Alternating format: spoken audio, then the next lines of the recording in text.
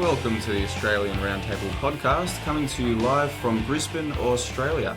It's Sunday, the 19th of October. This is episode 3 of our weekly broadcast, live on YouTube from 4pm AEST and available to watch later on our channel, youtube.com/Australian Roundtable. I'm your co-host Johnno, and as always, I have with me in the studio today Ethan of TOTT News. Thanks for being here. Good to be here. And once again, it's our pleasure to be joined in the studio today by Lindsay. Thanks again for coming. Thank you. I'm well. You're well, that's good. Now, before we begin, a huge thanks to all of our listeners for the first couple of episodes. Please keep spreading the word about the show and keep the positive feedback coming. It's really been terrific. Now, on today's show, we'll have our usual domestic and international segments, and I'll give you a quick rundown before we get started.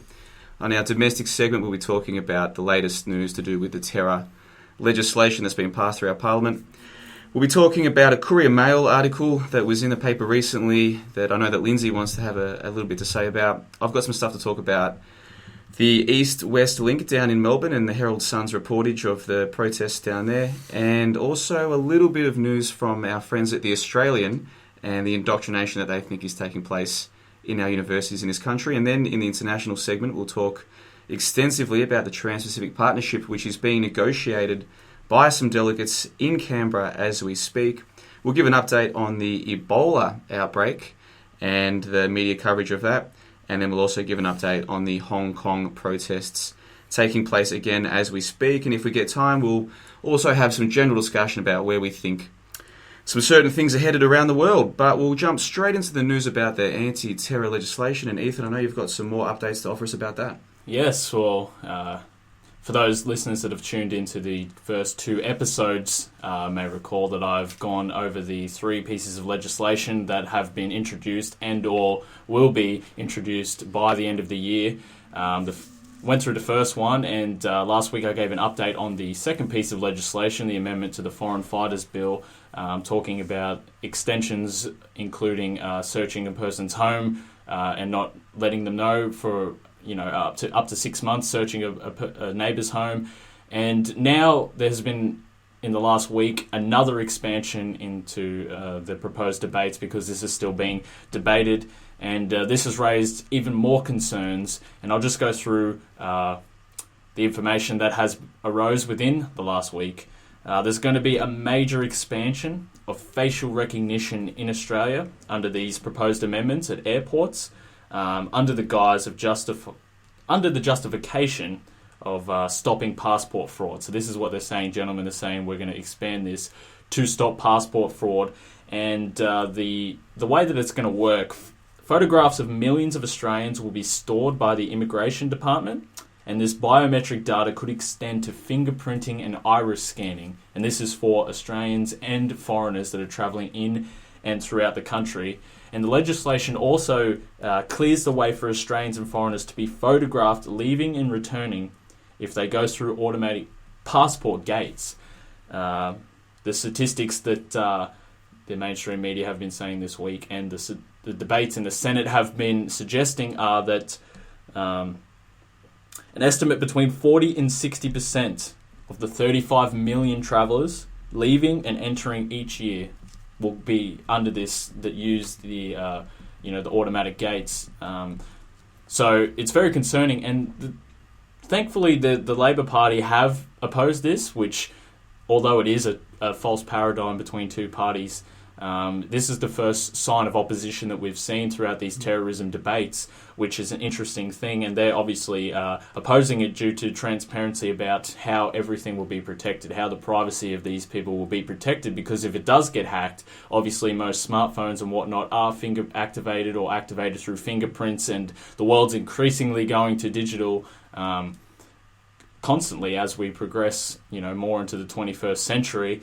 But when we step back, gentlemen, and take a look at this, and what we spoke about last week about this being a guise, to restrict movement and to suppress any free speech, and incorporate this with the Global Patriot Act that was passed by the United Nations, Resolution 2178. When you step back and take a look at this, this is another step forward to a completely Orwellian society where all movement is restricted, where you're being surveilled. We've seen ASIO can now surveil the whole internet. They can search your house. They can do all of this.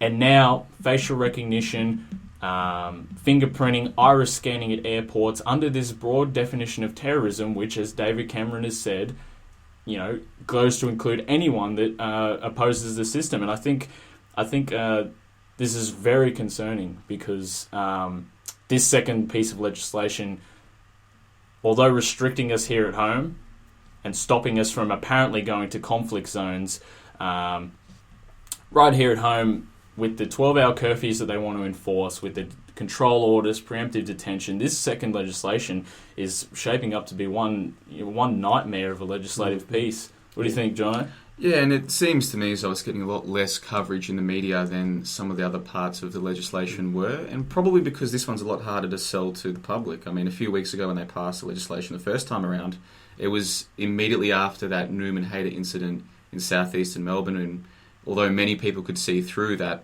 particular incident, many people were scared by it. And so when they passed through a raft of legislation taking away civil liberties, it was probably easier to sell. But this one, when it comes to taking iris scans and all the biometric data that you were talking about before, probably a harder sell, which is why we've heard less of it in the media, I would imagine, Lindsay. Yeah. No, I haven't heard a lot in the media about it. I'm glad I came here because I hear more here than I do in no, I'm not exaggerating. My main concern is I've had a feeling for some time that they will try to institute an internal passport system within Australia as well.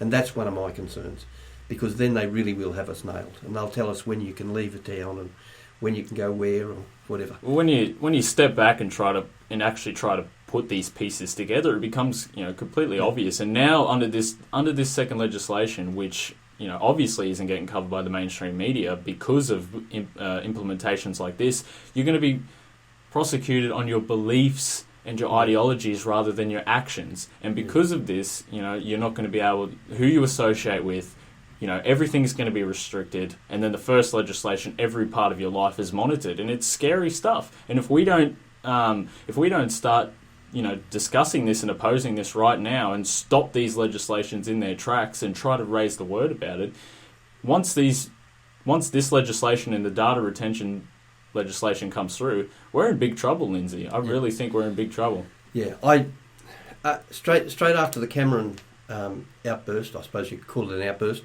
I went to my local Member of Parliament and asked her what she and Tony Abbott thought about this, because I wanted a bit of feedback, and I was assured that I'd get an answer. Well, that's, 3 weeks ago now, and I've had nothing back at all. So I think you'll find that they're really on eggshells at the moment, because they just don't want to start people off because they know what the backlash will be. Yeah, well, it's very concerning, and they did that with the first piece of legislation, and just with some of the trickery that they've done with the first piece of legislation and that they're doing with this agenda. I know Johnno's got some information talking about this. Yeah, I'll get to that in a minute. When you were talking about the passport fraud, like their official stories, they're bringing this in to stop passport fraud. When I think of passport fraud to do with Australian passports, I think of one organisation who were caught fraudulently using passports a couple of years ago, Lindsay. It starts with an M. For our listeners at home who might not remember what happened, do you recall what did? The one I heard was, I'm just trying to think what Arab state it was in, that a whole lot of people were shot, or in a hotel room, I think. And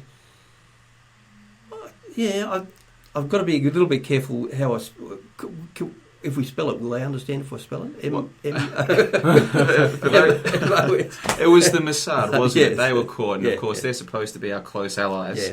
And they were caught, their spies were caught using fraudulent Australian passports, which even in the world of espionage and diplomacy is considered not to be the done thing. And they were caught doing it. Not a lot was made of it of the media.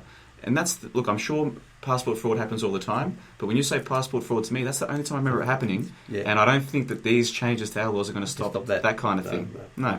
And then when you talk about photos of people at the airport taking millions of photos per year, I think we're getting to the point, Ethan, where a lot of young people out there will be thinking, when they take a photo of me at the airport next to them at the International Lounge, that's the last photo of me on this soil.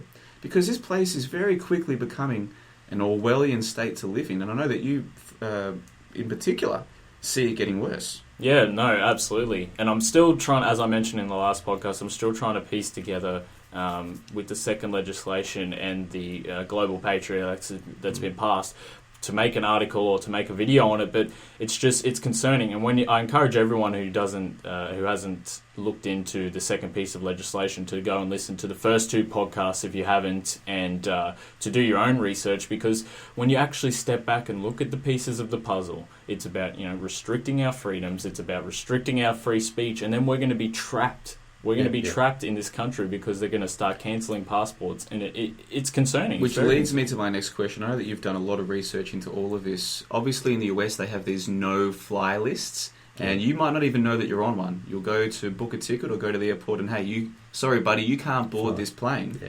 Have you seen any official acknowledgement of similar lists here in Australia yet? I haven't seen any official acknowledgement, but knowing... studying history and knowing what I know, it's inevitable. I think it's absolutely inevitable, especially when these laws come in, and it's under this vague term of terrorism. This one word is completely leading to us being completely enslaved in this country, and it's at a point where we're in trouble, and I don't know how else to put it, because it's becoming too late. And if we don't have people opposing this is why I'm actually somewhat happy that the Labor Party are opposing it, although we all know that if an agenda wants to get through, an agenda is going to get through no matter who opposes it in the Senate, as the first piece of legislation referred to. Yeah, I'm glad you bring that up, because just yesterday, David Leyonhjelm, who is the senator for the Liberal Democratic Party, so he's the only senator from that party who was elected at the most recent election, he had an op-ed piece in The Guardian, because The Guardian now has an Australian outlet here, and it was the first time that I'd seen mention of just how few senators were in the Senate when those pieces of legislation were passed on September 25. Now, I know that we've covered this in the last couple of episodes, but I do want to make note of what David Leyonhjelm said in his opinion piece in The Guardian yesterday. I'll just quote a little passage here. At the end of the chamber were the closed ears and minds of Brandis, that's Senator George Brandis of the Liberals, and his Labor counterpart in the Senate, Senator Jacinta Collins. The chamber was otherwise almost empty, save for a few clerks and staffers. The Palmer United Party senators had just left the chamber after successfully amending the bill to add their personal draconian touch. They proposed a 10-fold increase in the penalty for disclosing the identity of a spy. The PUP senators then joined Coalition and Labor backbenchers for dinner in the parliamentary dining room. The backbenchers didn't need to hear the arguments against the bill. They would vote for the bill because their leaders told them to do so. The media were missing from the galleries, despite this being one of the most important moments in Australia. Oh, I've lost the page there, sorry boys, but he goes on to say, despite this being one of the most important pieces of legislation to pass the Australian Parliament, there was no media coverage because when the Senate hearing had been called, the journalists had all gone home. And I wasn't aware of this until I read Senator Leyonhjelm's op-ed piece in the paper yesterday. Lindsay, what do you think of this? It appalls me. I've discussed this with other people. It's almost shades of the Federal Reserve Act when it went through. It was 2 minutes after midnight and only 2 people there, or whatever the figures were. Yeah, it's almost shades of that.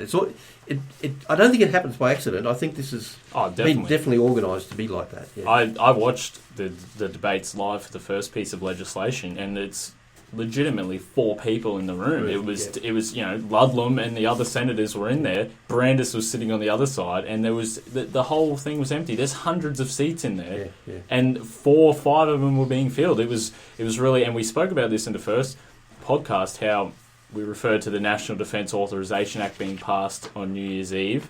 While everyone's out partying, how the first piece of legislation, this anti-terror law we're speaking about, was passed in between the AFL and the NRL Grand Final weekends, and it seems like it's definitely calculated to be like this. It seems like they're intentionally doing this as a guise to do it when everyone's distracted.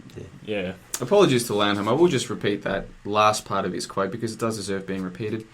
The media were missing from the galleries, despite this being one of the most important moments for press freedom in Australia's history, because the Attorney-General had sprung a surprise sitting on everyone and the journalists had gone home, end quote. That was from Leyonhjelm's op-ed piece in The Guardian yesterday. As always, we'll link to this article in the info box on the YouTube video when we upload it. It's a piece that you have to read, because here's a senator saying, listen, I didn't want this to go through. There were 2 other senators who didn't want this to go through. The rest of your senators and parliamentarians were off having dinner, and your media weren't even covering this when it happened, either because they were disinterested or because they didn't know it was going on because of when the sitting was called. Now, if you and I were to read about that happening in Stasi, Germany, we'd think, well, look, what a dictatorship was going on there. Like, look how freedoms were so easily taken away from people. Well, it's happening right here, right now. And apart from people like us and our listeners, it almost seems as though most people either don't know or don't care. Yeah, and I find it disgusting. It's disgusting. And that's why I was watching it live, because I was saying, please let there be some opposition to this, you know what I mean? And there wasn't. There was opposition, but Brandis was just being completely uncooperative, and he was, delegating every question, you know what I mean, he'd sit there and say, I have no further, adds to my last answer 10 answers ago, you know what I mean? He'd say that every time. And Ludlam saying, Senator Brandis, does this mean that ASIO can monitor the entire internet? I've got no comment. Yeah. Unbelievable. Yeah. Disgusting, John. And as Landhelm says in his piece, he and the other two tried to curb the laws with amendments. They tried to limit spies to only being able to hack 20 computers with a warrant, rather than the entire country's computers. They tried to limit hacking to whatever was necessary to carry out an authorised operation, rather than whatever they wanted to hack. They tried to remove the offence of disclosing intelligence information in instances where no one is endangered and no operation is prejudiced. They tried to make a bunch of changes, and then because I know that you're saying that Labor are opposing one part of this legislation, because it's a multifaceted, there's a number of bills involved, and they might be not at the moment supporting some, but they have supported others. And as Landhelm says, and I'll read another quote, and this time I've got the full quote in front of me, so don't worry, I won't mess this one up. This is a quote. In spite of earlier commitment to consider our amendments, the Attorney-General summarily dismissed them all. So attention then turned to Labor's position. Senator Collins listened carefully to our amendments and responded that they were minimalist and may indeed warrant further consideration. She then went on to say that Labor would not be supporting any of the crossbenchers' amendments.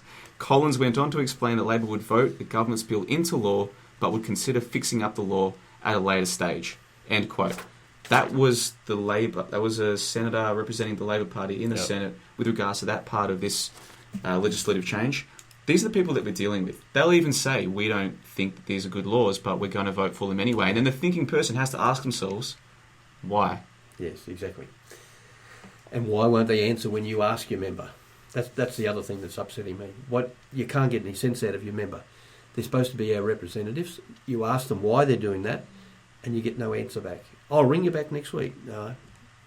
2 weeks, 3 weeks later, you get nothing. Unbelievable. And it's supposed to be a representative democracy. Democracy, yes. Yes. No.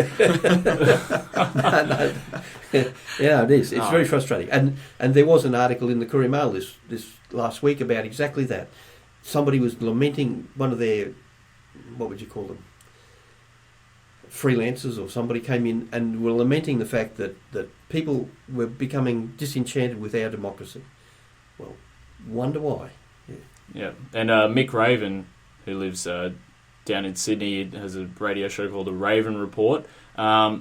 He looks at common law websites every time to see which pieces of legislation are being introduced, constantly being introduced, and he says that it's absolutely unbelievable that they're all being introduced and the people have no clue about it. So, I encourage people to go look at the common law website. We'll put a link in the info box for that, just to see what new legislative bills are coming through, because I watched the Senate debate and it was overwhelming, and it was a 42-12 vote when it passed the Senate, and then flawlessly went through the House of Representatives. So this is who we're dealing with. Yeah. And if we don't stand up and oppose this ourselves, because it's not going to be solved through that, we've got to oppose it ourselves as a society, to say that we're not going to stand for this. Yeah, and it's important that people understand it's not just about elections every 3 years or whatever. They obviously do their own polling. The political parties pay polling companies to call people or to poll them at supermarkets or whatever. And so as long as there's a general antipathy towards legislation or towards the party in power, there is a chance to get changes made. And this happened, and later on today we're going to discuss the TPP. 10 years ago with the Australia-US Free Trade Agreement, there were certain things that were going to be passed that ultimately weren't passed because the public clued into them. The polling told the Liberal Party they couldn't afford to go down this path. It might cost them. Simply by people making themselves aware, spreading awareness to their friends, this can make a difference. We don't have to wait until the next election. In fact, if we wait till the next election, it's too late. We need to start doing the research now and talking to our friends now. You don't have to become an activist. You don't have to do anything crazy. Just spend a bit of time reading these things for yourself. You'll be just as concerned by them as we are. Spend a bit of time talking with your friends. That's really all I think we can do, and I think that's what we should be doing. Yeah. Well, some time ago, there was an Australia card. I don't know if you remember that. There was a rush against that, and the people organising it made the point, please put it in a letter. If you send an email, they'll just delete it. Please put it in a letter. And I think, from what I've been told, the Parliament House were absolutely inundated with bags of mail, clogging up their halls, and they got the message. Yeah. And maybe we've got to do the same. But, whether we're going to motivate enough people to do that sort of thing, I don't know. I think every individual that hears this has a responsibility to try and motivate those around them to do something about it. And it may expand a bit further than we can do. And the good thing about that, Lindsay, is even if it proves to be a futile exercise, and even if, like some of us suspect, the fix is in, at least when some of the more morbid consequences of this come home to roost, we might be able to think to ourselves, well, hey, at least I tried to learn about this myself. I didn't just trust the commercial media. And I brought up with some people who I thought were important to me. Didn't make a difference in the end, but at least I did something. Doing something is always going to be better than doing nothing. Yeah, definitely. And you both have raised fantastic points about that, Lindsay. And it is up to us, because not only are the parliamentary, puppets that are in there not going to help us because, they're serving an agenda, the media is not going to tell us about it, and the media is not going to do it, so it's up to us to get the word out. And in relation to the media, Lindsay, I know that amongst the just onslaught of propaganda from the Courier Mail, you saw something interesting this week that was in the Courier Mail that you'd like to speak about. Ethan, that is the best segue you've made in 3 episodes. That was really sweet. I like that. All right, I just put my glasses on. Blind, bald, and a fat gut. Okay, it was on page 17 on Monday, October the 13th. And for our listeners who aren't familiar, the Courier Mail is the only newspaper in Brisbane. And it's, of course, owned by Uncle Rupert. Yes. That's a surprise. And for our listeners, Lindsay has the paper here in physical form. He's ripped out this page in anger. He didn't even cut it out with scissors. He's actually ripped it out old-fashioned style. That's all right. I couldn't believe it when I saw it. It takes up half a page, and quite heavy black headline says, "Hi Hitler," and there's a large photograph of Hitler and Mussolini. And it says the Fuhrer was a meth user who was off his face at big events, and it then refers to a hit TV series called Breaking Bad. Now, I not watched Breaking Bad, so I can't comment on it. But we've talked about this in the past, how Hollywood and television in general are programming us to respond to things like this article. Anyway, I'll go a bit further. Apparently, this article spoke about manufacturing methamphetamines, and it was a fictional teacher-turned-drug dealer, Walter White, in Breaking Bad, and the drug is prized by addicts for the feelings of euphoria it produces. So I think from this, they were suggesting that Hitler was off his face and euphoric whenever he was talking. I got a little bit upset about this. I'm no great Hitler fan. He's always just struck me as being a bit of a socialist. I know he was a nationalist. I admire that in him. And I know he had some reason for the things that he had, his beliefs. I know the German Navy had a revolt in 1848 by the communists. So he had a few things going for him. But this upset me that this was just straight propaganda from the Second World War. Now, I sat down and I went 45, 55, 65, and it's 70 years ago. What the hell is half a page doing in the Courier Mail, 70 years after the Second World War, of straight propaganda about Hitler? Now, I just happen to have a book by David Irving called Adolf Hitler, The Medical Diaries. So I went into it and I could find absolutely no mention of methamphetamines. They were talking about bullocks' testicles extract. They were talking about strychnine. Apparently, he was overdosed to blazes on strychnine, which must have been doing him no harm, no good at all. And the worry of his armies on the left and the right were causing him to have 2 hours sleep a night, so they were feeding him barbiturates so he could get asleep. There were lots of things going on in Hitler's life, but not one of them in this book talks about methamphetamines. So I'm just starting to wonder how much truth is in any of this. Now, I did a search, and I found on Reddit.com there was that they were suggesting that this story was also in papers in London, and then they were tracing it back to Israel. So maybe that's where it originated. But we can easily put that link on the website if you want as well. Yeah, absolutely. What do you think about this, Johnno? Well, I'm just sitting here looking at the article that Lindsay's brought in, and see, I made the mistake of printing off my quotes, which is how I lost that page before. Lindsay's method is way better. For the listeners at home who can't see it, it takes up basically the full page. It's in the World section, which is like page 17 of the Courier Mail, and it's got the photo of Hitler, and I don't even know who the gentleman next to him is. Is that Mussolini, is it? Yeah. With his hands in the air. I mean, this is clearly meant to have an effect on the reader when they look at it. And yeah, I mean, you said you're no big fan of Hitler. Most people these days aren't fans of Hitler, but most people are fans of the truth. Now, how is it, well, at least they should be fans of the truth, regardless of whether that's about a good person or a bad person. If you believe in the truth, you believe in the truth. And how is it that they can have an article 70 years later? So, I mean, according to books that rely on primary evidence, like the book that you brought in with you today, how is it that this can be so different to books that were printed years ago and rely on primary evidence? Why is this being printed? What's the agenda? Because if you're in charge of a newspaper, everything that you print, there's an agenda there. I don't have an answer to the question, but the question is, what is the agenda of printing this right here, right now, especially when, as we've already discussed, there are many bad things happening in this country right now when it comes to leaders and people's civil liberties and all of that. How does it happen that now we're getting this propaganda 70 years later? I don't have an answer. What about you, Ethan?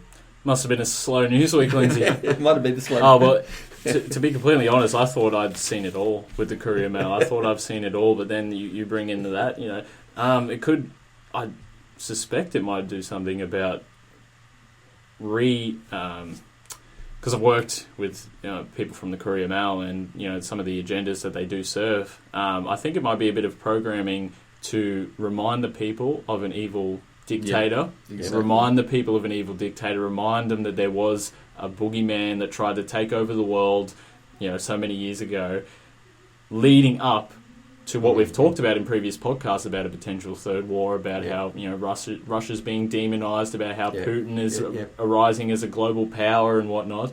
I think it might have something to do with that, just by looking at it. But what, referring to Breaking Bad, where did these journalists get their credentials? Where did... absolutely... Oh, my God. This is... And you've got the book here, too. Lindsay actually has the physical book here, The Medical Diaries of Hitler, just to completely refute this article. And it's legitimately 3/4 of a page long, from... half a page, 3/4 of the first half of the page, next to boy bitten by jaguars in zoo pit. That sounds interesting to me. Yes, anyway. No, it is a worry to me. I think if there's a lesson to be taken from this, this is the sort of propaganda that went on in the Second World War. Perhaps some of the rubbish that we're being fed now about a whole range of things we've discussed is also propaganda, and it may be good to think in terms of that. Absolutely, and what I'll do is I'll put a link in the info box under the video to Edward Bernays, who wrote the seminal work Propaganda, because what we now call public relations used to be called propaganda. They're the exact same thing, but because propaganda got a bad name after World War One, because Australians and British and Americans were lied to by their government about their so-called enemies, they came back and said, hold on, all that propaganda was all lies. They had to change the name of what they do. So now it's called public relations. And when you say that you think that this is propaganda, this is clearly propaganda. The only question is, what is their agenda? Ethan, I can see where you're coming from. Maybe they're trying to build up, look at the baddies who are overseas, because maybe there's one now. I wonder if it's just distraction, because when I talk to people and say, hey, don't you care that they can detain you for 2 weeks now without charge? Don't you care that they can now issue... what do you call it when you can't leave your house? Curfew. They can issue curfews on you where you can't leave your house. Don't you care that now they're doing retina scans and all this kind of stuff? And sometimes the answers that I get back from people are, well, it's not as bad as, that in their mind there was this much, much worse time. Yeah. And so by just reminding people, hey, there used to be this really bad guy who was doing methamphetamines, just like your favourite characters on Breaking Bad, it could be worse. I think that might be part of the agenda as well, just to take people's minds off what's happening today. But thanks for bringing that one in, Lindsay. That's right. You're welcome. Yes, I'm glad you did, because I wanted to get stuck into Uncle Rupert today. Yeah. Before I do, I can see you just... Yeah. I was just going to say, I've got the physical copy of the medical diaries, and I've got a link that we could probably put up on the YouTube page as well for others to go Absolutely. and get that book. Yeah. Obviously, with everything that we say, we always will provide information in the info box. And if people have any questions, just post your comments on YouTube and we'll answer them as soon as we can. Yeah. Now, on the Courier Mail, which is owned by Uncle Rupert, yesterday I was reading something in the Herald Sun, which is the equivalent in Victoria, also owned by Uncle Rupert, and something caught my eye. I want to read out to you an article that I saw in the Herald Sun. It was from Friday, I saw it yesterday. I'm going to read out a large passage and then we'll discuss what it is they're doing here. This is a direct quote from the Herald Sun, Friday, October 17. Notorious dole-bludger protester Tony Murphy has cost the Victorian taxpayer $1.7 million in his failed court bids to stop the East-West link. The figure has been revealed as his latest High Court bid to stall the $8 billion road tunnel failed yesterday. Mr. Murphy, whose court challenge is partly publicly funded, is unemployed. On the New Start allowance, which is unemployment benefits, of $515 per fortnight, he would need 127 years to repay the money the government has spent on lawyers to fight the one-man wrecking ball. And then the article goes on to list all the different fees for barristers and what have you. Mr. Murphy, who declined to comment on when he last had a job, was earlier this month fined $250 and put on a good behaviour bond for his role in a violent demonstration against the East-West link, end quote. Now, some background information. The East-West link is a proposed tunnel underneath Melbourne. It's going to cost billions of dollars. There's been a lot of community anguish about it. A, because, suburbs are being harmed by the creation of the tunnel. But B, because it's a huge waste of money, which could be better spent on rail and other solutions that will have better outcomes for commuters. What caught me with this one was that they're saying that a person who decided to exercise his democratic right to challenge this thing in court on behalf of many people like me who don't want to see this go ahead, he's being personally attacked by News Corp as a notorious dole-bludger, doesn't have a job, look at all this money he gets from the government, blah, blah, blah. It's an absolute hit job in a newspaper that passes itself off as being reputable. What do you think about this? Oh, it makes my blood boil. Just speaking about the media, because I've been trained as a journalist. I've been trained as a journalist by an exceptional, mentors that took me under their wing. I know how journalism is supposed to be, and what is a notorious dole-bludger? How is this person a notorious dole-bludger? You know what I mean? Is it, of all the dole-bludgers, he's the kingpin of the dole-bludgers? This sounds like something that I'd see on A Current Affair more than in it. But we can laugh about it. But here's someone, as Johnno said, who's trying to stand up for the voice of many people, exercising a right that he has. And then they're just attacking him with hearsay information that has nothing to do with it, except a smear campaign. People that are legal students out there that may be listening to this, you understand you can't bring hearsay evidence to court because it's irrelevant. Why are the media bringing hearsay information to demonise this person? It's because there's an agenda behind it, Lindsay. Yeah. And we spoke last week about how the Western media is essentially promoting and encouraging the protests in Hong Kong, which are shutting down entire roads for weeks on end. They're encouraging that kind of protest.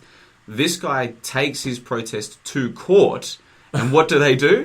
They attack him. And of course, people like us, and I'm sure many of our listeners, they're not going to be swayed by this kind of propaganda, but the reason they do this is because some people are swayed by it. Yeah. So I decided to do a bit more research. Obviously, we're based here in Brisbane. We're broadcasting live from Brisbane, but we like to think that we, at Nine Domestic segment, we focus on Australian issues. So I did a bit more research into the East-West link. In 2007, the then Labor government commissioned a report by Sir Rod Eddington into the future transport infrastructure needs of Melbourne. He delivered his report in 2008, 2 months after being appointed chairman of Infrastructure Australia, whose task just happens to be evaluating applications for federal funding of state infrastructure projects. Eddington's own report, which he delivered to the Victorian government, states that the cost-benefit of building the tunnel is 0.5. In other words, the benefit to the state in economic terms will be half the cost of building it. The now Liberal government refuses to release its own cost-benefit analysis and plans to go ahead with the tunnel, which is budgeted to cost $8 billion. Now, the Labor opposition is saying that if they win the November state election next month, they won't go ahead with construction. The thing is, the Liberals said the same thing before the last election about the diesel plant. They ended up going ahead with it anyhow, saying that there were unbreakable contracts and they couldn't break it because of sovereign risk. Which is why, and this is actually true, you won't believe this if you're not from Victoria when you hear it, Victorians are, as we speak right now, paying hundreds of millions of dollars a year for a diesel plant which doesn't provide any water because of exactly this kind of shenanigans happening at the state government level. Here's where it gets interesting. Rod Eddington happens to be a director of 21st Century Fox, which is one of two companies who were formed after the 2013 split of News Corporation, which is to say, and this is the point I'm getting to here, Rod Eddington, who commissioned that report, which is being used as a justification to create this tunnel, has a direct relationship with the very newspaper which printed the article potting the so-called notorious doll bludger for taking the matter to court. Those court costs have amounted to $1.7 million, and that is his right as a citizen in a democracy to take that matter to court. He's representing many people, not just himself. It's cost $1.7 million. This tunnel is going to cost $8 billion, and even by the people who commissioned the report in the first place, even by that commission report, is only going to give back $4 billion in economic benefits. So $4 billion of waste, no problems. A guy wants to take it to court to see if this is legal in the first place. Notorious doll bludger. We're going to do an entire hit piece on him in the Herald Sun, the Uncle Rupert's newspaper down in Melbourne. What do you think of this? Disaster. This whole situation just sounds like one big disaster, and it's proof right there. Proof right there about the agenda that was behind it. Absolute proof. A notorious doll. You have to be home by sundown. We live near a notorious doll bludger. And I don't know what's going on. It's only welfare for lawyers anyway. What? No. And what's 1.7 million for lawyers? I mean, they chewed that up without even thinking. Big time. Big time. Yeah. Well, listen, some of our listeners are going, hey, I know News Corp is rubbish. Why are we still talking about this? I promise, just one more story. Did you guys happen to catch in The Australian, which is our national broadsheet newspaper in Australia, again owned by Uncle Rupert, did you guys happen to catch the article on Monday talking about indoctrination in universities? No, I didn't have. I did, yes. Yeah? Yep. I'll just read out a little bit to our listeners at home who might not have caught it. Again, I'll just read out a little passage. First-year media students at some of the nation's most prestigious universities are being taught the federal government's media policy process is corrupt. The 18-year-old students are also being told repeatedly that one of the world's biggest employers of journalists, News Corp, uses naked political pressure to the detriment of democracy. The Australian obtained the first-year course material for media and communications at University of Technology Sydney and the University of Sydney to examine what students are being taught about the media industry. Over a period of 5 weeks, the Australian attended some lectures on an undercover basis and obtained the audio recordings of other lectures from students. The University of Sydney course in particular is leading students to form a critical view of News Corp.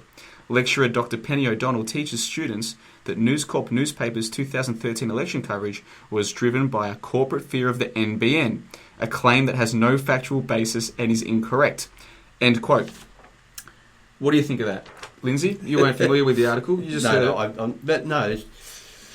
I'm just trying to... They've been so... I'm coming from a long way back, so I know what Rupert was always thought of as the kingmaker, all the way through. Yep. His influence... If Rupert wants to destroy...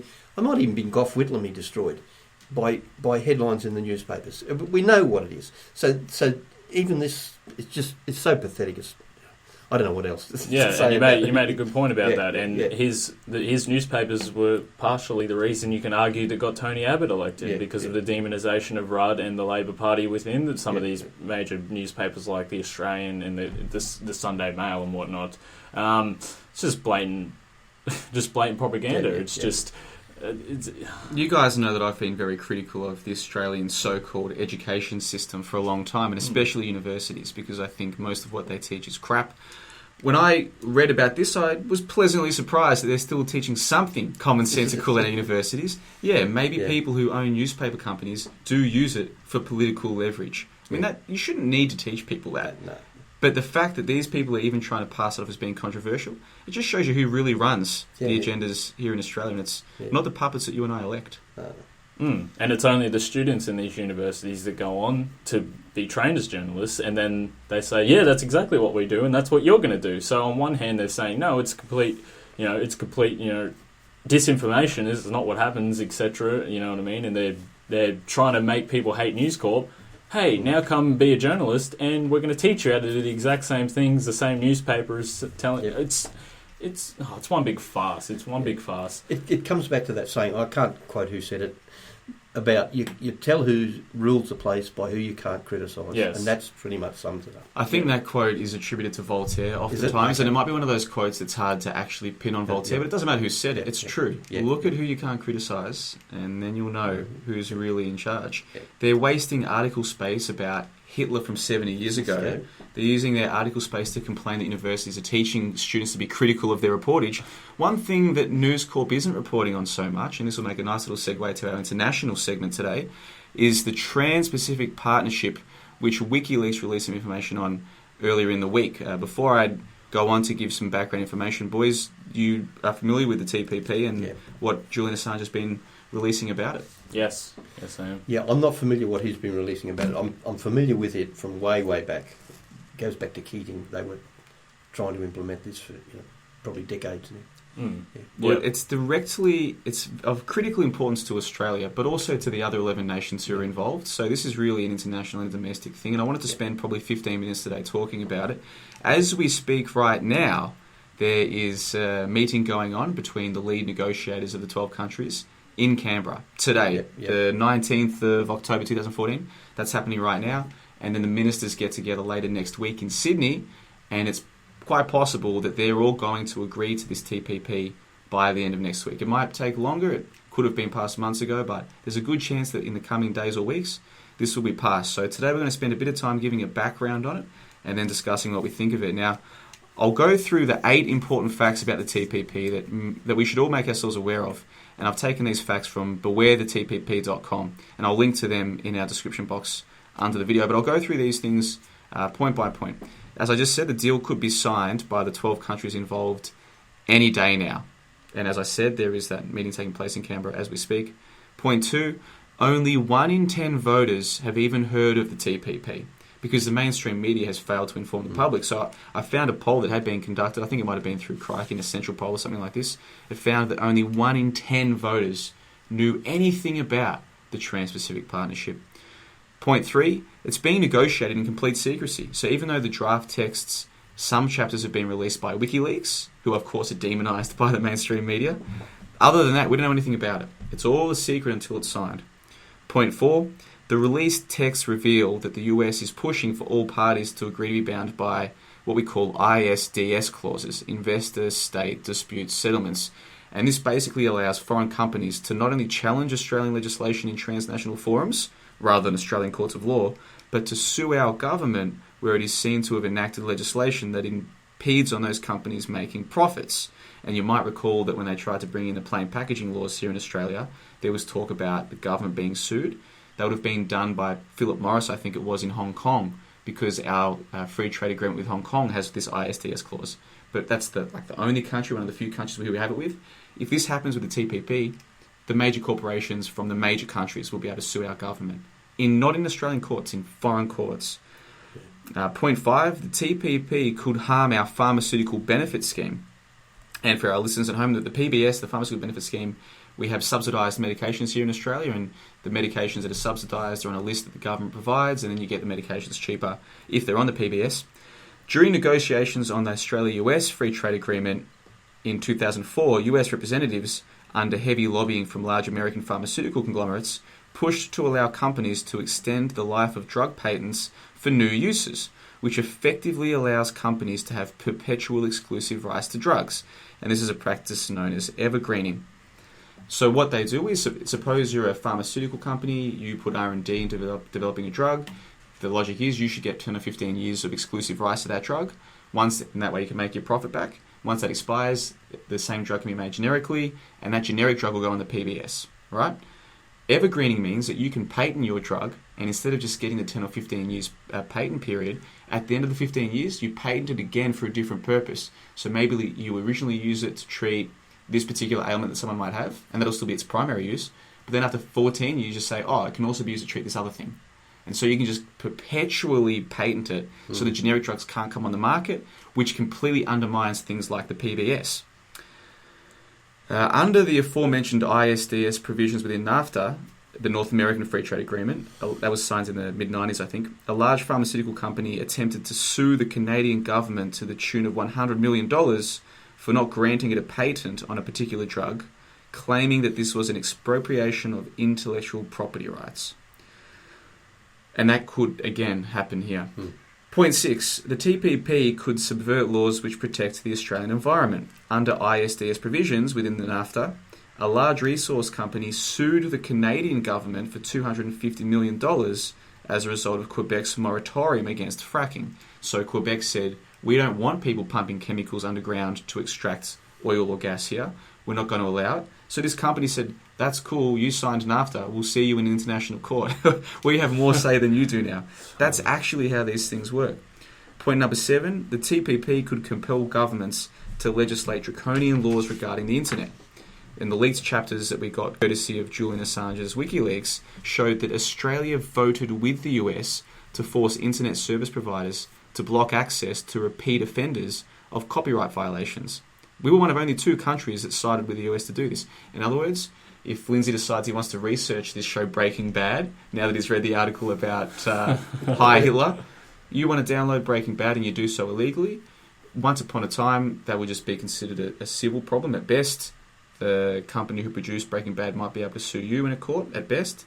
They want to make it a crime, an actual crime, and force ISPs to shut your internet down for downloading movies, for harming nobody. I mean, we can have debates, and hopefully we'll have a debate about copyright laws and whether downloading is theft or any of that nonsense. But ultimately, we're talking about shutting down people's internet and taking them to a criminal court for downloading shows. And Australia and the US were the only 2 countries who voted for this. Point 8. Both of our major parties in Australia, Labor and Liberal, have indicated support for the TPP. Game, set and match, neither of them are going to go against it. So whatever does get agreed to will be agreed to. They have the numbers. Obviously, the government has the numbers in the lower house. Between the 2 of them, they have the numbers in the upper house. They agree to it, and it happens. Now, I do know that the viewers have had to listen to me a lot today. I apologise for that, but it's important that we get these 8 important facts about the TPP on the table. Every single thing that I just said, you can verify yourself with the links. This isn't conspiracy theory, or this isn't exaggeration or hyperbole. This is actually what's being discussed as we sit here right now. What do you think about this? Yeah, I don't know enough about this personally. I just know that something very similar to this was being floated a number of years ago anyway. And basically they were saying that a foreign company could come into Australia for contracts. So you had to open all your contracts to foreign companies. They could then come into Australia and they could bring their own workers in, and we'd just lose complete control. Now, I don't know whether that's been incorporated in this or whether that was just something they were floating at the time, but I remember thinking that this is just totally against the Australian people. And I'm amazed that the Labor Party would go in with this if they're claiming to be supporting the unions. But anyway, that's... I don't know whether... What I'm just saying now, whether that's been brought into it or not, I don't know. But I remember at the time they were floating that they were going to do that. So you just lose complete control of your sovereignty as a nation. Yeah, and the worst part is it's completely secretive. It's in complete secret, and there's no way that the public can get any debate on it, and the public can voice their opinion to it. This is the most concerning thing, and obviously it's quite evident how corporations influence the entire world through the political systems and through big pharma and through a lot of outlets, media, etc., etc. More power for corporations, to sue governments. Are you kidding me? You know what I mean? And every activist out there that knows about this, no matter where you're from, no matter whether you're a right or a left activist, this affects the environment. It affects the pharmaceutical industry. It affects our internet, our privacy. It affects everything. It essentially allows governments to be in just complete control. And everyone should be protesting this, Johnno. Yeah, I agree with you. It is terrible. I would almost put it in opposite terms to you. What it does is take away our national sovereignty. It almost takes away government control to the point where these corporations become more powerful over our lives. They can use our legal system and our police, but it's essentially corporations with their tentacles all over the world that'll have more say over us than our governments. I mean, if to take Quebec as one example, that French-speaking little region of Canada, if they decide as a group of people, we don't want fracking, we're happy as a group to forego any profits that might come because we prefer our environment or we prefer our water or whatever, most people who believe in democracy would say, well, they should have that right. Especially if they vote that way, that should be their right. What happens here is you don't really have a Quebec anymore as far as the law is concerned. It doesn't matter anymore what you guys say. Your sovereignty has been handed over to foreign corporations. And if you try to use your Quebecan government or your regional government against the corporations, that's fine. They will take your regional government to court. They'll take your national government to court. And it won't be a court of law in your nation. It'll be in a third nation, a third party. And it won't be like a court of law where you sit down and you've got a judge or maybe you've got a jury and two people present their sides and all of that. It's not like that at all. From what I've read of these ISDS provisions, these investor state dispute settlement courts aren't really like courts at all. It's more of a mediation session. And so it is so, when I first read about this, I thought this seems too... It seems too crazy. Couldn't possibly. Because you hear people talk about, the New World Order and how, we're not going to have any rights anymore as people. And you hear about all of this and you think, well, that doesn't really seem plausible. But when you look at the consequences of this, that's not just plausible. That's exactly what's going to happen. Yeah. And it is being negotiated just 800 k's to our south, down there in Canberra, as we speak. Right now. As we speak, yeah. And I didn't hear about it. Yeah, and that's why. I mean, we've spent some time today attacking Uncle Rupert, and hope on every podcast that we do, we attack at least one of his articles. But at the end of the day, even if they're printing nonsense in their papers, it's not so much just they're lying or making up things about history that's bad. That's bad enough. But they're not even reporting the most important thing. Yeah, that's right. They could be using that space they put Hitler as a meth user. They could be telling us about the TPP and actually doing their job as journalists. Journalists, do your job. Do your job and tell the people what is going on, what's really going on.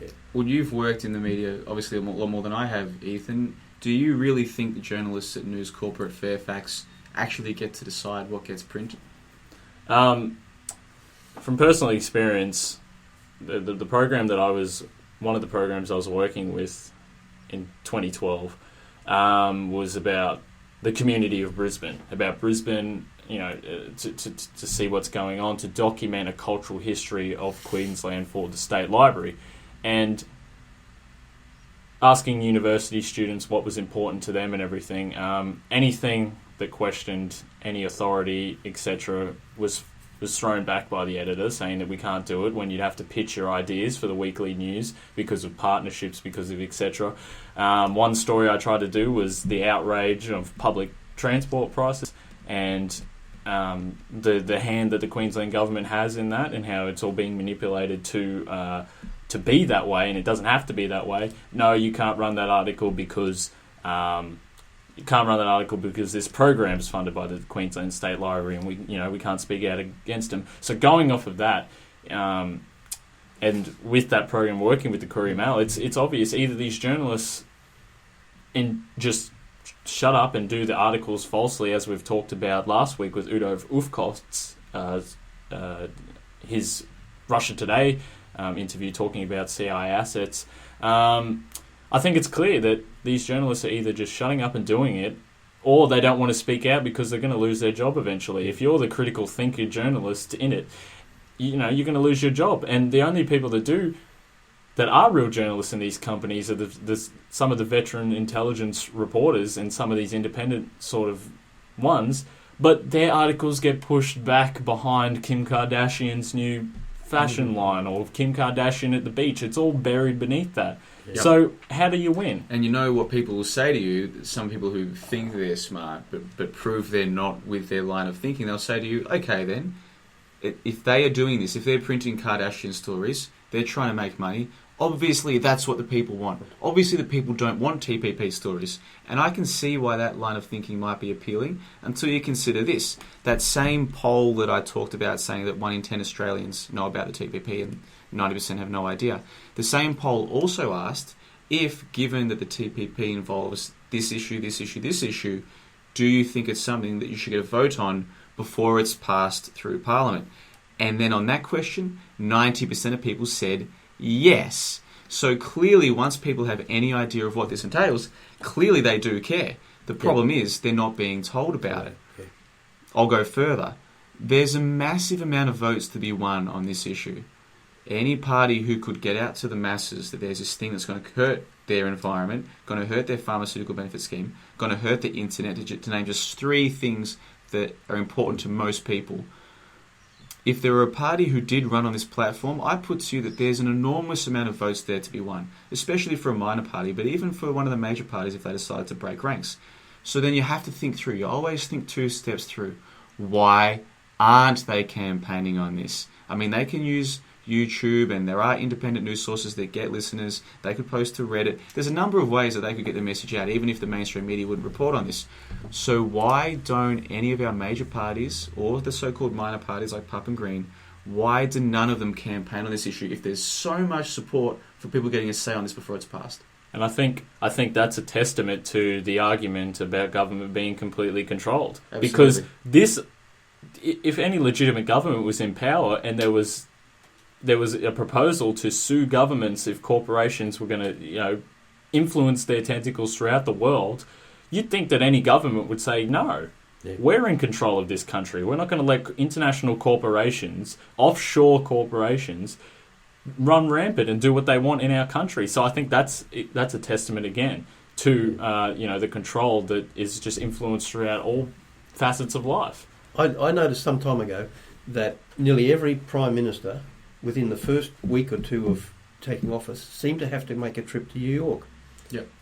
And I don't know why. I've got a good suspicion why.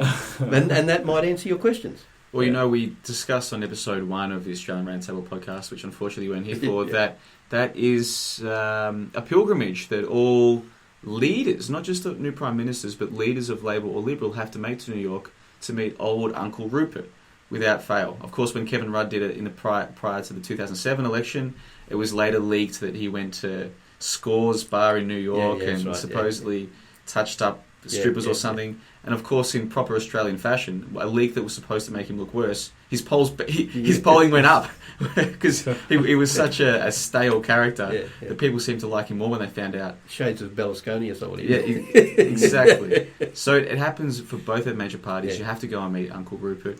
It's even bigger than that, though, because with the Greens, you would think that this is exactly the kind of issue that's right up their alley. Yeah. The environment.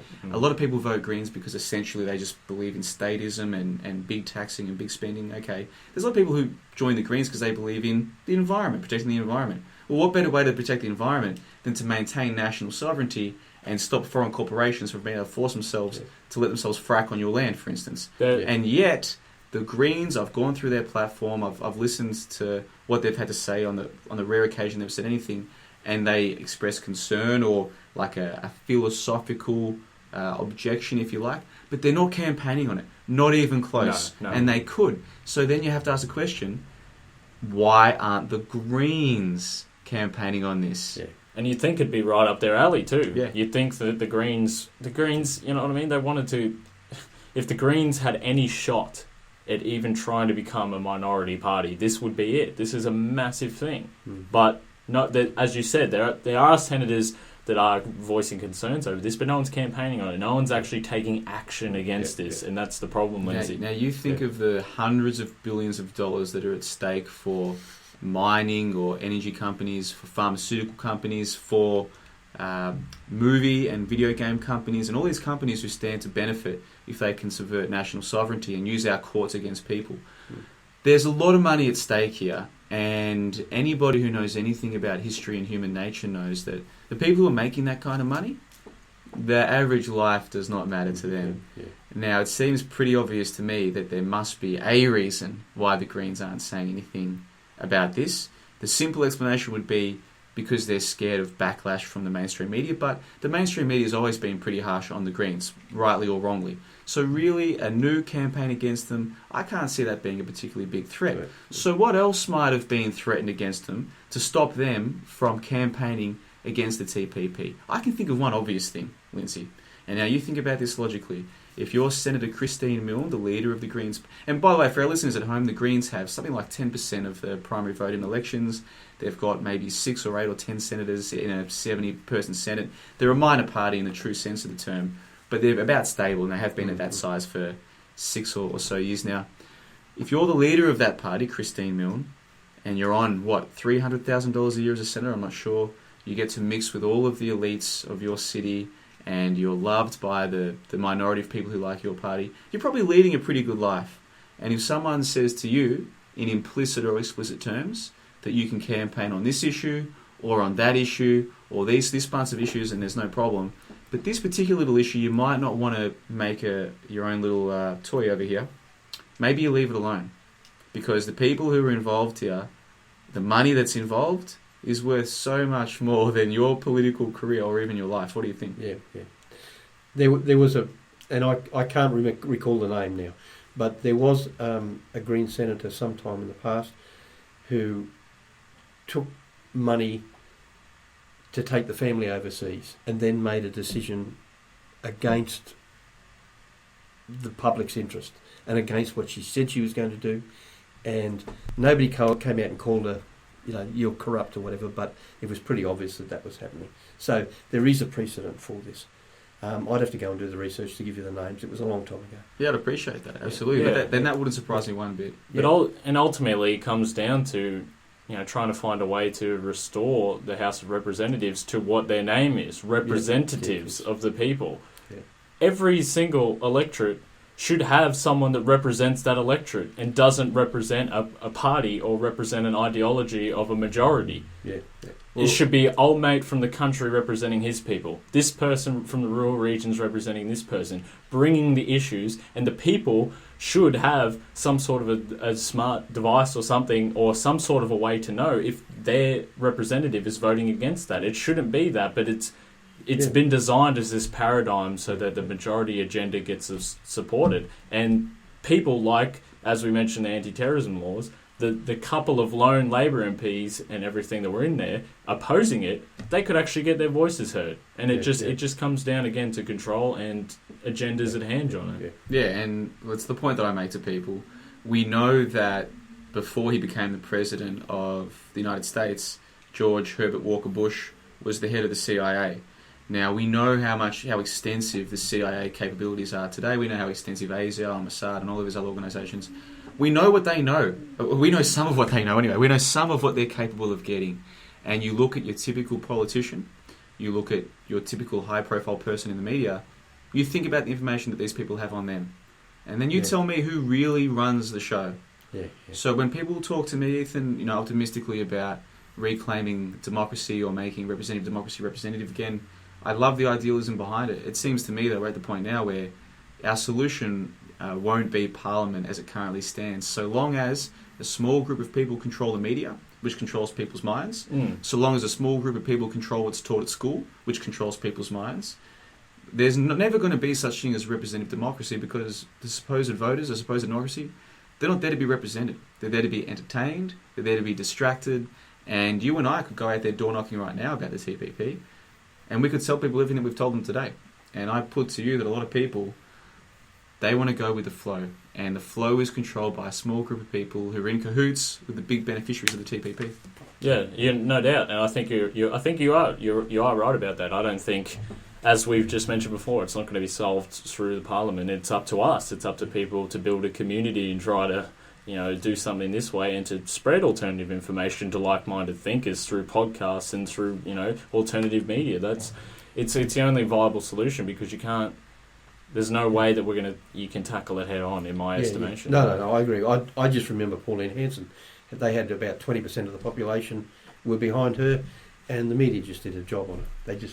And the ABC in particular just did an absolute job on her, because they don't want anybody else but those they can control. I'm glad you bring Pauline Hanson up. I'm planning to do a feature on her in the next episode or the episode after that. A very important part of Australian history that so few people seem to remember. Just really quickly, though, for the listeners at home, Lindsay, am I right in saying, because you were in Queensland at the time, I was just a young kid in Victoria, but at the time, in the seat of Oxley, at the state election in 1998, she won something like 2/3 of the primary vote, which the modern major party politician can only dream of 2/3 of the primary vote. Yeah. That's what she won. She was very popular. She formed the One Nation Party, and that had a lot of support. And then she was attacked relentlessly by the media. There was a fund put together called the Australians for Honest Politics Trust or something like this. Yeah. And who were the people who put it together? A member of Uncle Rupert's News Corp and our then Federal Health Minister, who is now our Prime Minister, Tony Abbott. And this fund was used to get her imprisoned. Pauline Hanson spent a year in prison, supposedly for electoral fraud. She was acquitted, or whatever they call it when you're let out of prison because you weren't guilty, after a year. She spent a year in prison, a political prisoner in this country, and her only real crime was appealing to a whole bunch of nationalists in Australia, because there are still many out there. And that's why there are so many votes in this TPP. It undermines national sovereignty, and if people like Pauline Hanson hadn't have been crushed when they had the chance to crush her, she'd be winning elections by fighting against this. And that's exactly why she was a political prisoner in this country. I hear people talk about Ukraine and how corrupt they are and all this nonsense. You want to talk about corruption? Let's look at relatively recent Australian history. You fight the system and they'll try and take you down or imprison you. Or if you're smart enough to not get in prison, like Senator Christine Milne, maybe they make you an offer you're never going to refuse. No, I agree. And coming back to your corruption, I think I mentioned that before. I've come across a few things in my personal, the area around me, that Australia is just absolutely rotten to the core, and particularly the people in the high places. And it comes back to pedophilia and a whole range of other things. So when you were talking before about how they control them over money, it's not just that. It's all this other stuff as well. Definitely. Don't you worry. I want to also do a feature piece on the things that came out of the investigation into the British parliamentarians and the dodgy things that were going on there. And there's very good reason to believe that some of the things that happened, I mean, this is not to defend anyone who engages in those practices, but there's good reason to think that those things were used as a way of control. Oh, I'm sure they were. And if it can happen in England, why can't it happen here? So don't worry, listeners, keep tuning in, and I'll have a feature. Lindsay and I can work on that one together. A feature on the politicians in London who were caught involved in some really shady dealings, and people at the top were controlling them, no question about it. I'll just focus on my brilliant segues. I'll take which I'll take as a good cue. We've only got 23 minutes left. I want to also touch on a quick update on Hong Kong and Ebola before we finish. Now, just on Hong Kong, we did a big feature segment last week on the protests that are taking place in Hong Kong. We noted how amusing it is that in Hong Kong the protesters can barricade entire roads for weeks on end, and yet when the police come to take them away, our media lambast those police as being heavy-handed. And yet if we were to do something similar in Australia, we wouldn't last a couple of hours. We'd be called notorious dole bludgers.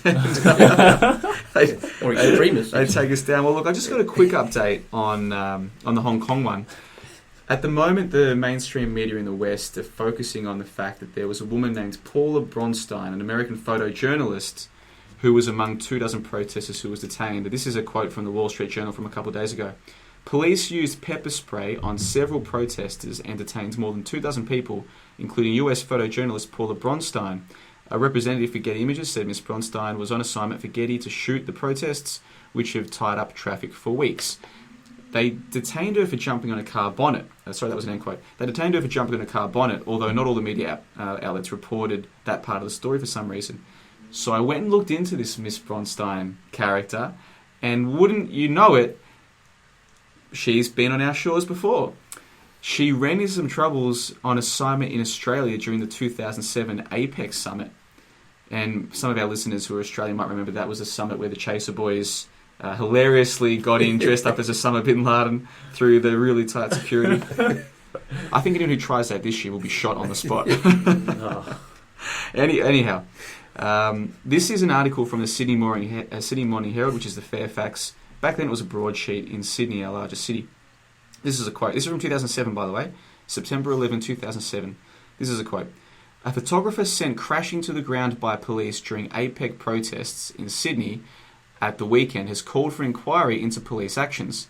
Paula Bronstein's camera lens was smashed and she suffered minor bruising to her neck and jaw when police pushed her onto a footpath in a scuffle after the main protest march in the city on Saturday. The clash, captured by hovering camera crews, was splashed across nightly news bulletins around the country and has become one of the defining images of the police responses to the protests.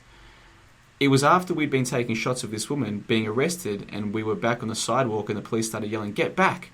and started to push people back into the park, Bronstein, who works for Getty Images, said yesterday. There was a push, two hands pushing me down really, really hard, and I just went back onto the sidewalk. It came out of nowhere, totally unprovoked. Bronstein, who has won awards for her work in Pakistan and Afghanistan, said an inquiry into the clash was needed, a call echoed by the Media, Entertainment and Arts Alliance. I've done a lot of conflict photography, and you really don't see a lot of that kind of unprovoked aggression, she said. That's end quote. So the Western media are criticising the Hong Kong police for arresting her when she jumped on a car bonnet. Yeah. But of course, just 7 years ago, here in Australia, when she had a pass, she had every right to be where she was, our police pushed her to the ground, bruised her and smashed her camera. Now that was 7 years ago. Things have gotten a lot worse since then. Yeah. How do you think people are going to be treated at the protests taking place here in Brisbane for G20 just in 27 days? Well, they'd probably hose her down the gutter or something with their powerful hose or whatever. I can only imagine. I've been speaking for the last few weeks on, doing interviews with things, talking about predictions for the G20. It's just going to be an absolute nightmare. It really is. It's going to be with 7,000 security personnel, with the terrorism hysteria at a high, with all of these draconian laws under the G20 safety and security bill that's going to be enforced, including strip searches and the ability to enter any home and the ability to be, detained, stopped in your home, detained and release bail if you're arrested by police, even if you've done nothing. If you've been arrested, you'll be refused bail. All of these just draconian things. It's going to set up an environment where, it could be the perfect catalyst to roll out a police state. And I've been pretty vocal about this, over the past few weeks, because G20 is approaching. And, we may not have a chance to do this podcast after the G20, you know what I mean? They could use it as the catalyst to say, well, this is what happened at the G20, whether it's a false flag attack, whether it's police provocateurs smashing up everything, being allowed to do so, as we saw in Toronto, which has been documented in the 2010 G20 summit, whether it's them doing that to demonise protesters. No matter what happens, it could be used as a catalyst to say, well, hang on, this is what happened at the summit. Now we're just going to have to roll the laws on past the summit and make them to the whole country now, because the threat is even bigger. And when you've got people like Tony Abbott saying anyone with a knife, an iPhone and a victim could be a terrorist, it's a perfect catalyst for all this fear-mongering to come straight to a halt at the G20. And we're right in the middle of it. We're right in the middle of it, Johnno.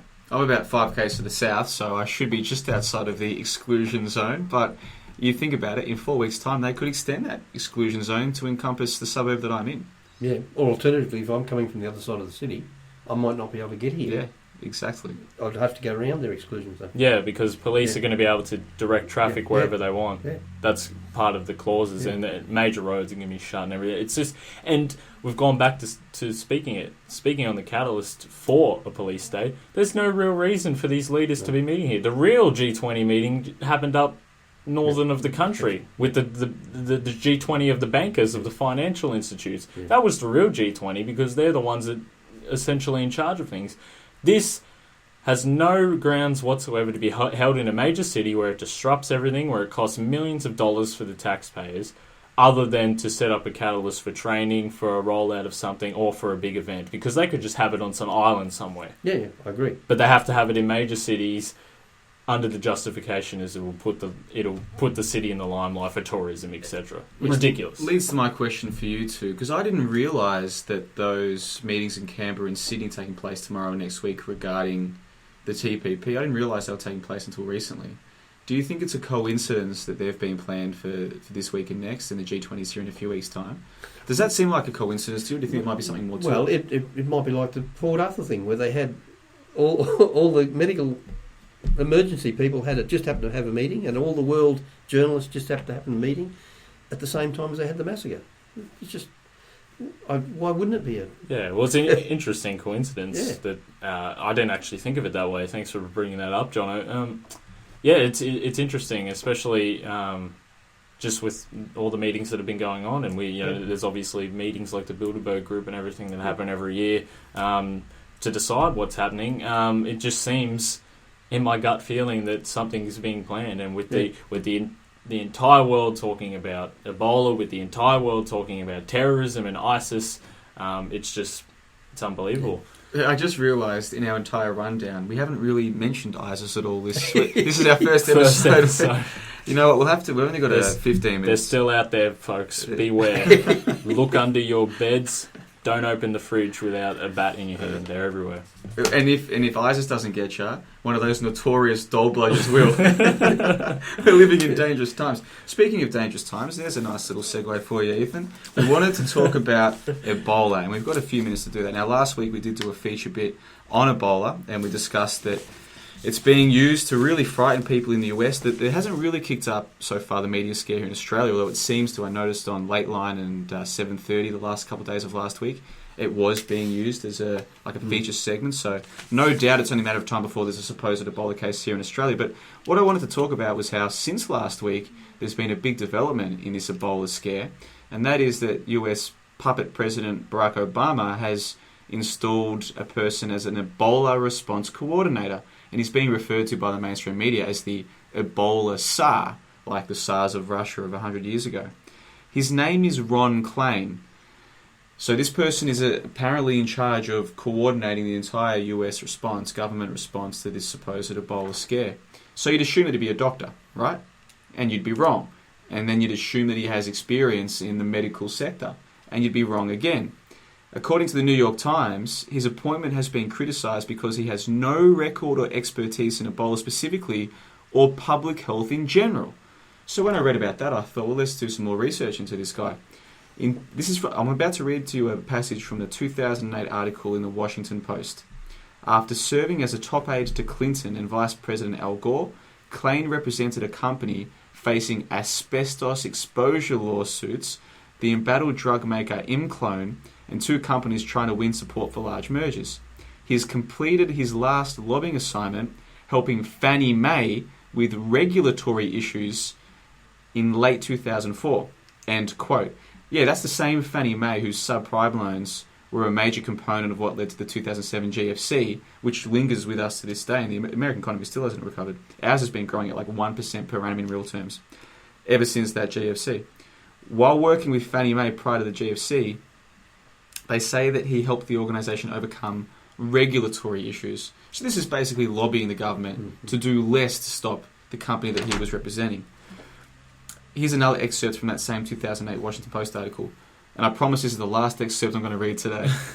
Obama's formal policy during the 2008 presidential campaign indicated that there may be some role for lobbyists in his administration, though his rhetoric did not always convey that. In a 2007 speech, before he was elected president, he said he was, quote, running to tell the lobbyists in Washington that their days of setting the agenda are over. They have not funded my campaign. They won't work in my White House. End quote. That's a direct quote from Barack Obama before he got elected. Now we find out that not just any lobbyist, but a lobbyist for Fannie Mae has been put in charge of handling the American government's response to the Ebola scare. Now I put to you two, I want your opinion on this, that there's two ways to view this. You can view this as more incompetence of the Obama administration and, they're not fit to lead. Or you can say, clearly this Ebola scare, which should have been an obvious psyop to anyone who's been paying attention, clearly it is just a joke. It's a psyop. Probably no one in the US has caught Ebola, or if they had, no one else is going to. This is absolutely ridiculous. If there were a real scare, they wouldn't be putting a lobbyist for Fannie Mae in charge of the response. What say you? Well, I agree with you entirely. It just, when you were talking about that, it brought it back to me. I saw a YouTube video, I think it was during the week, of these people all dressed up in the suits and taking somebody out to an airplane, and here's the fella Yep. supervising Yeah, the clipboard. the invincible man, the man that's immune to Ebola. They're calling him clipboard guy. No.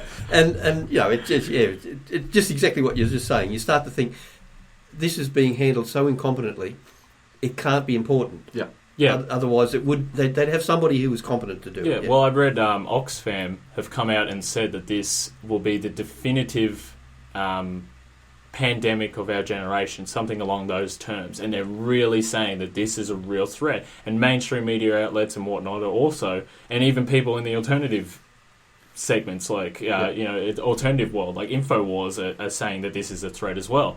But when you clearly look at this, and we spoke last week about the clear fake videos from CNN, So fake. You know, all of this and the distraction that's being made between debating whether this disease is airborne, whether it's not airborne, whether there's a cure being suppressed, whether this has been intentionally allowed to go, or whether they're, you know what I mean? All of this is a distraction for people to ask, hey, don't you think that this is just a complete farce? And this is just direct proof of it, that they put some incompetent lobbyist for one of the most important pandemics, apparently, that we've ever had. Well, I think it's unbelievable. I wouldn't call him an incompetent lobbyist. It seems as though this guy's pretty good. As a lobbyist. He's lobbied his way into the Ebola Scare of the White House, and I've noticed the internet chatter, the social media chatter here in Australia lately has been, why isn't Tony Abbott sending Australian help to West Africa? Why aren't we doing our bit? And of course, it's the old Hegelian dialectic.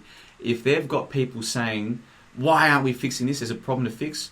Well, they're the ones who created the problem. They're the one. They want the masses to react. Then they'll provide the solution. Oh, okay. Well, we'll do something about this Ebola problem. What scares me is what they're going to do here, and I'll tell you why. I've been asking some people who I generally consider to be intelligent, educated people lately, how would you feel if a van rocked up to your house, right next door to your house, went into your neighbour's house in hazmat suits, came out dragging your neighbour out, kicking and screaming, and he was saying, I haven't got Ebola, leave me alone. And you said to the hazmat people, oi, what are you doing? And they said, oh, he's got Ebola. Would you try and stop them from taking your neighbour away? Would you do anything about it? Or would you think they're doing the right thing? How would you feel about it? And I kind of regret asking anyone this question, because the responses I've been getting have been truly frightening. The responses I've been getting are, well, Johnno, how else would you respond to the Ebola crisis? That's what people have been saying to me. Wow. In other words, they want to come and drag away Ethan of TOTT News because he's been talking too much about the TPP or whatever. Hey, just rock up, in a yellow hazmat suit, all right? Drag him out kicking and screaming, and if neighbours care about him, they'll say, what are you doing? Just say, hey, he's got Ebola, and they'll be whooshing you out. They'll say, have you got any spare hazmat suits? We'll help carry you. Yeah. We'll help carry him to the van. You can see how easy it's going to be, can't you, Lindsay? Yeah. But I can't believe they do that.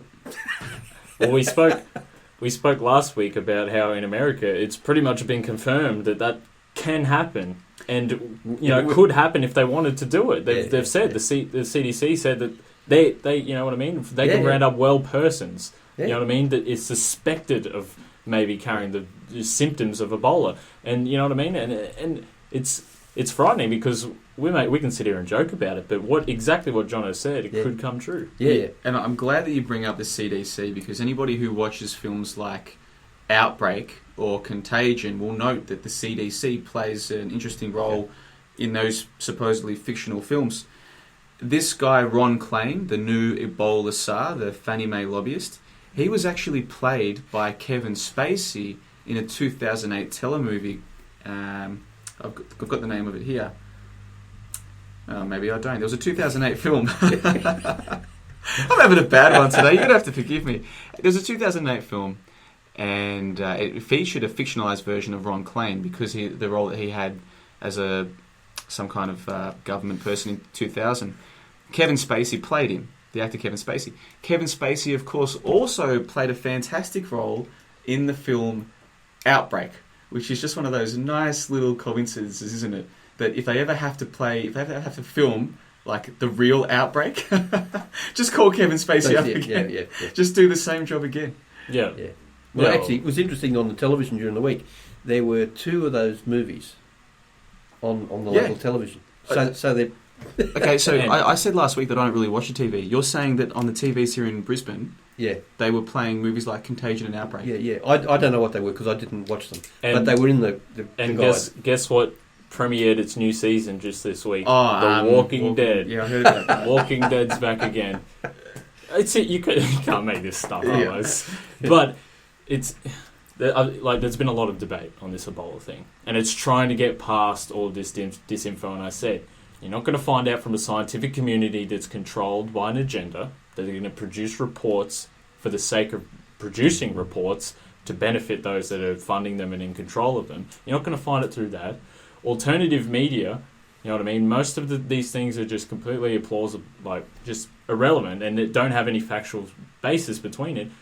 They're making us debate all about this, and they're confusing us with Obama coming out this morning saying, don't be scared of the Ebola hysteria, whilst his government officials are saying it's the most, epic thing that's coming, the most devastating pandemic. They're trying to confuse us and divide us amongst each other to just question whether or not this is real or not, or whether this is a pretext for something bigger.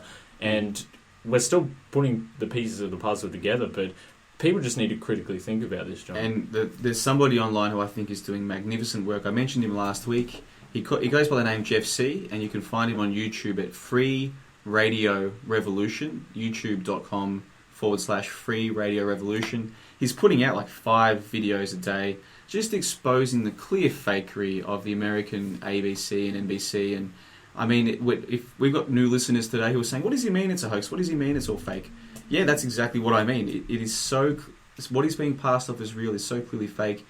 Just go and watch Jeff C's videos. Like I said, Free Radio Revolution, check it out. He's doing amazing work. And you'll see that there is an agenda at play. What that agenda is, I can't know. We can have our suspicions. We can talk about it more next week. But there's definitely something going on here. And it isn't a genuine contagious disease that's somehow made its way into America.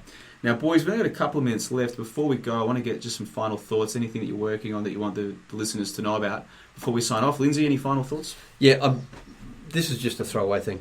You were talking to me last week or the week before about the Hunger Games, and I had no idea what the Hunger Games was. What was I doing talking about? I don't know. I've never seen it. But it was on the television this week. It was on TV, yeah. And I watched about halfway through, and I thought, no, this is beyond.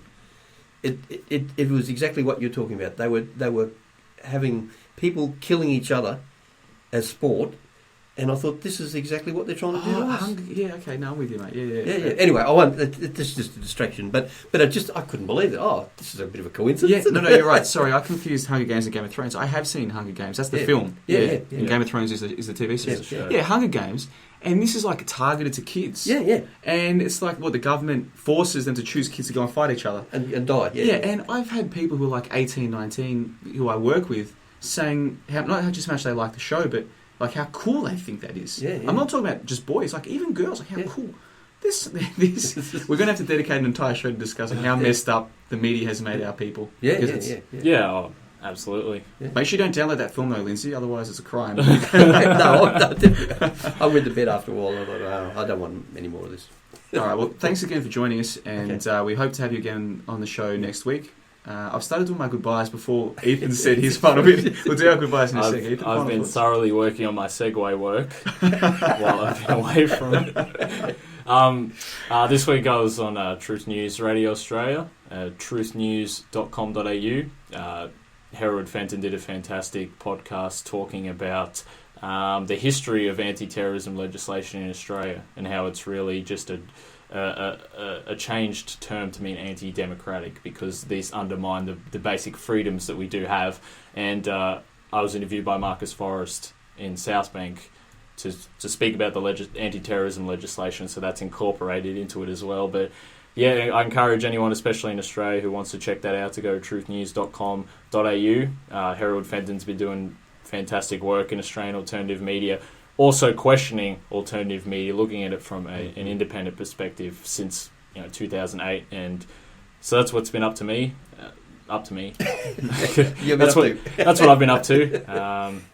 And yeah, I was just continuing with my tottnews.com site, trying to piece together about this second legislation, about how it's going to restrict our freedoms. And I'm very thankful for you doing that, because like I say, I wouldn't have even heard about it if it wasn't for you. Yeah. So I appreciate that. No, I appreciate what you're doing. Excellent. Well, guys, thanks for coming in. Now we'll do our goodbyes the proper way. Lindsay, we might have you in next week. We might not. Depends on whether or not you're busy, but we'll definitely have you back within 2 weeks if we don't get you next week. Yeah, certainly. Yes. Yep. Bye-bye. Have fun. Thanks, Lindsay and Ethan. Thanks again for coming in, mate. No, it's been a pleasure every week. Thank you for the listeners that have tuned in live today, for checking everything out. Yeah, and thanks again to all listeners for all the feedback. It's been really positive, and keep spreading the word. And soon enough, the Australian Roundtable will hopefully build up its own little following. Thanks, boys, for coming in, and thanks to the listeners. All right. Thank you. Bye-bye.